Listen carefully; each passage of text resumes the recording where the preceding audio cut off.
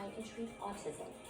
The stem cell treatment is said to decrease inflammation, stimulate the brain, replace damaged neurons, and improve function. But scientific evidence to prove these benefits is lacking. We uncovered a number of crowdfunding pages where desperate parents seek thousands of dollars to get their children unproven treatments in the U.S. and abroad. But interest and demand didn't happen overnight. Duke University has been running clinical trials testing cord blood for autism since 2014. And I sat down with one family who was part of the initial study. What age was Richie when you started to notice some autism markers? I would say he was about 2 when we started noticing just some odd things about how he would play with cars, how he would play along friends, delayed speech, delayed potty training. How did you find out about the Duke cord blood stem cell study? We think all of our children cord blood with cord blood registry when they were born, and we received quite a few emails about studies that were nationwide, and the only one that we seemed to qualify for was the Duke one. What kind of life were you hoping this treatment would give Richie? He had been hit by a bus driver when he was in preschool, and he couldn't tell us. So this was like a great opportunity to give him almost like a sense of independence. Yeah, we were as optimistic as anybody would be. That he could, speak for himself and just be independent. Before you signed on the dotted line, were you made aware of any possible risks? We didn't care about any risk when we were signing up for anything that I remember. How did you explain to your son Richie what he was about to go through? We told him he was going to get his super blood back. We thought that was really cool when they did the infusion. They actually had a little superhero sticker on the IV bag as he was getting it. At what point did you notice a change in Richie? 2 or 3 days after the infusion is when we had that first blowout. Just so violent and angry, and he just said the most horrible things. That's not our child. That's not something that he has ever or would have ever done before. And we basically dealt with that for the last 9 years. And then The typical markers, he started hand slapping and twirling.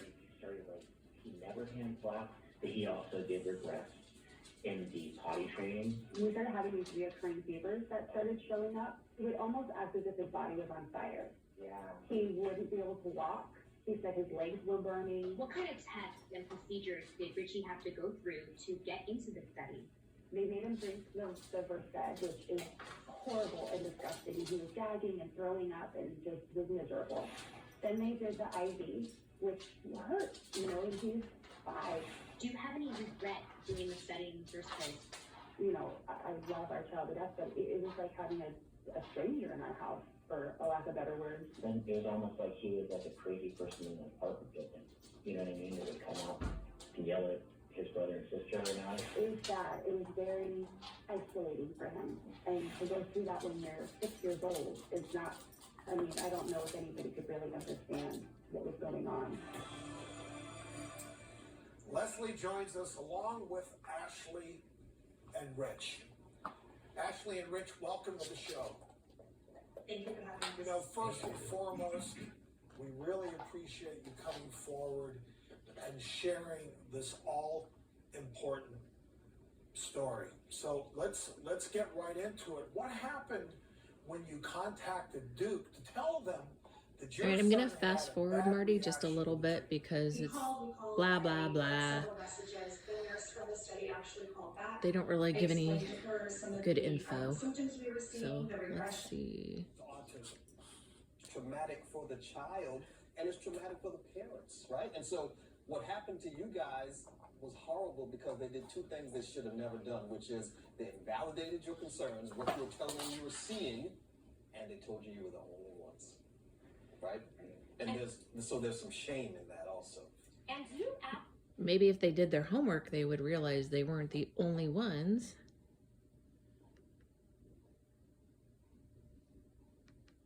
asked for the study. Sorry, Duke, I'm a but snot. never received it. Experience, and at the same time I'm stuck wondering why Blah, blah, blah. we were told Pathetically, honestly. Gracefully. our pediatrician. So we, at this point, we have a team who we hold dear to our hearts that are all on the same page and they just want it up. Yet they have no current testing to validate that their son has autism. Interesting.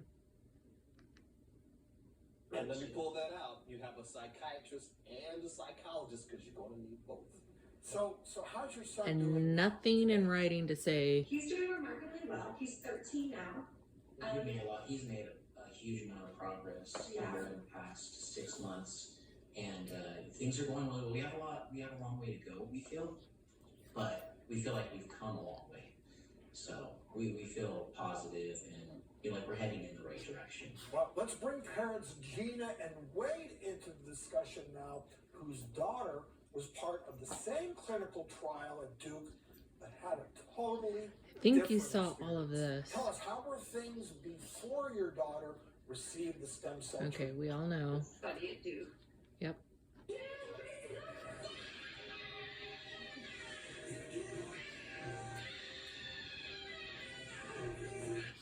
All the way around. Now, what were Gracie's results? Really curious about This is where they start Following crying, her I infusion, think. How did she do? Well, interestingly, for us, about the 6-month period, we saw an incredibly marked improvement, a robust improvement in all, verbal skills, socialization, everything that, the hand flapping, all of this really subsided. And you could tell that she was, Sorry about my laundry. almost a big, it was a hyper light speed improvement in all of the symptoms, or the underlying symptoms of autism. My dog. Probably rate it at 8 or 9 for improvement. It was pretty It's remarkable. incredible. On that note, let's meet Gracie. Okay. Okay. Same time, Ashley and Rich. This may be bittersweet. It is. Obviously, you're happy for them.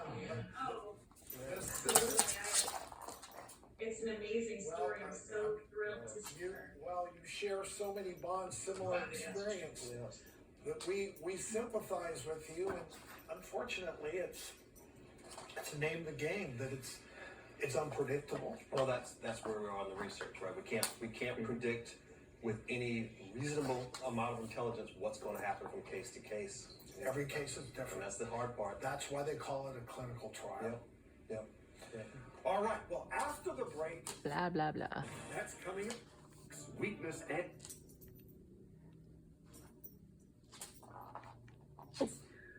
hyperbaric oxygen therapy. We spent 900 hours in the hyperbaric oxygen chamber.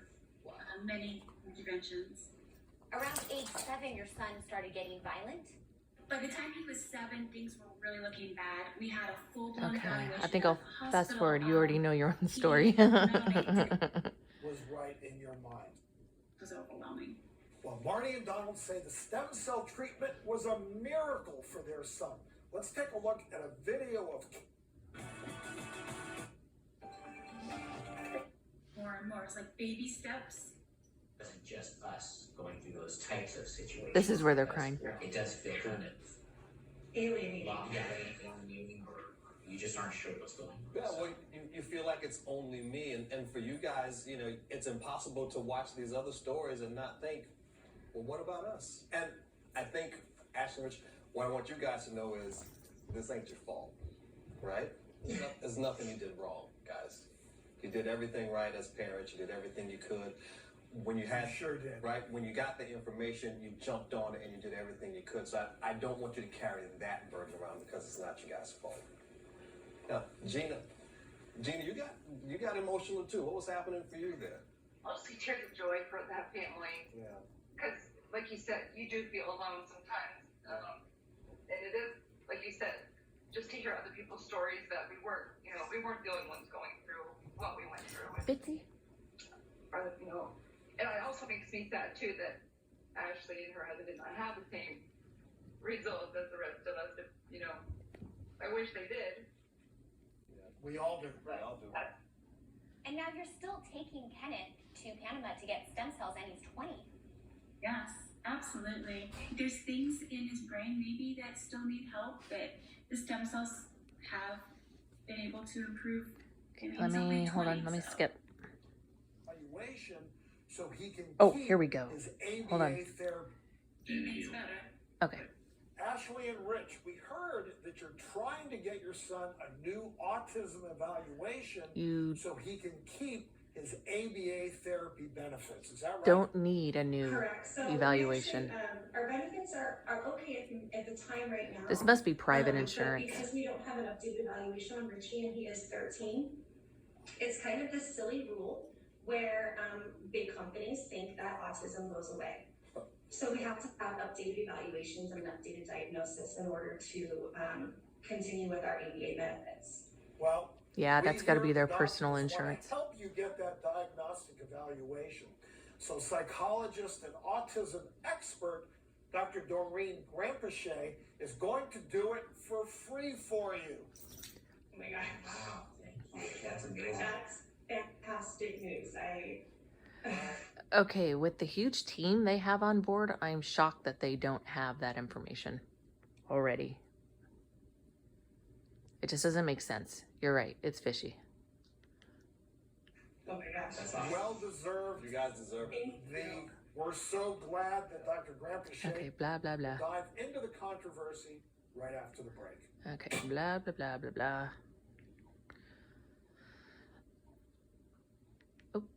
Where they'll be offering these same autism treatments using stem cells.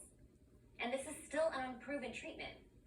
On that note, let's bring in autism expert and psychologist Dr. Doreen Grampachet and She's developmental okay. It's this dude. neurobiologist and author of The Future of Brain Repair, A Realist Guide to Stem Cell Therapy, Jack Price. So Dr. Doreen, let's start with you. What are your concerns with these cord blood treatments? My concerns are that there's a lot of sort of anxiety and agitation that comes to the child by going through these treatments. And of course that, as you saw, sometimes parents put everything they have into these treatments, hope, money, and then the treatment fails. But Dr. Doreen, you actually have a problem with the studies themselves. That's right. I do, absolutely, Leslie. This study was based on an earlier study that was done in 2017, and in that study they found that, okay, so it might have some sort of impact on the social behavior of children who have a nonverbal IQ over 70. So when they did this study, their goal was to only have children whose nonverbal IQ was over 70. Now, unfortunately, something went on with the way that they tested the children over distances, and in the end it ended up that only 56% of the children who participated actually had an nonverbal IQ over 70. So there's issues with the study itself as well. Jack, some of this to me feels a little icky, right? And I know you have some ethical concerns as well. I agree with everything that's been said. What Dr. Doreen just said is absolutely correct. There are some issues with the trial. I've only just learned this morning that Duke have actually turned the study into a pay to participate. He just learned that morning. What an idiot. That disappoints me enormously. I mean, up until that point, I thought Duke were at least a reputable organization that was doing the best for their patients. But to sell a therapy that's untested in this way is, I think, completely beyond the pale. I agree with what Dr. Doreen said about the weak biology here. That's absolutely correct. And on top of that, there is almost no evidence that I know of, no reputable evidence anyway, that these stem cells could actually address whatever the brain and the immune dysfunction is. I mean, What we an don't know idiot. So how could we know if the cells were going to address it? But I mean, these are blood stem cells. What they do is they make blood cells. There is no evidence that I know of for a hematological, for a blood disorder in these autistic kids. That's not what's going on. So it really is wrong at every level. And then on top of that, we're not going to learn anything from them.